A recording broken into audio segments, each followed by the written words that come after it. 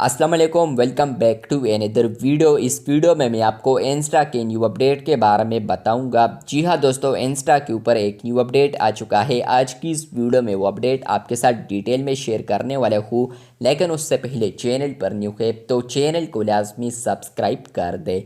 बात करते हैं इंस्टा के न्यू अपडेट के बारे में।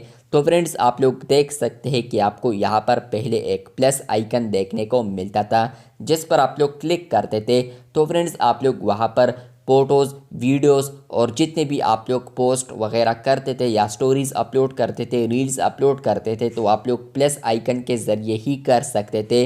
लेकिन अब यहाँ पर प्लस आइकन के बजाय एक और आइकन आ चुका है, जिस पर मैं क्लिक करता हूँ तो आपको यहाँ पर डीएम टैब देखने को मिलता है।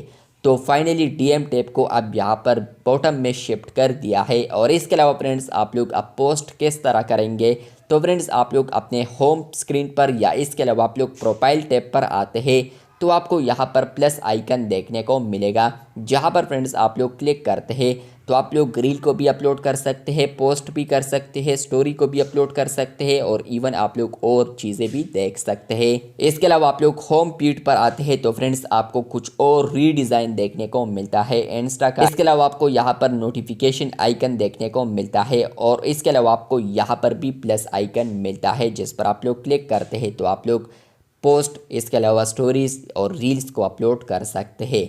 तो आप लोग यहाँ पर ये अपडेट देख सकते हैं कि फ्रेंड्स आपको पहले यहाँ पर डीएम टैब देखने को मिलता था होम स्क्रीन के अंदर, होम फीड के अंदर, लेकिन अब आप लोग यहाँ पर जो नीचे फीड्स देख सकते हैं या इसके अलावा टैब्स देख सकते हैं, तो इसमें आपको एक आइकन देखने को मिलता है जो कि है यहाँ पर इंस्टा डीएम टैब आइकन, जिस पर आप लोग क्लिक करते हैं तो आप लोग डीएम टैब यूज़ कर सकते हैं।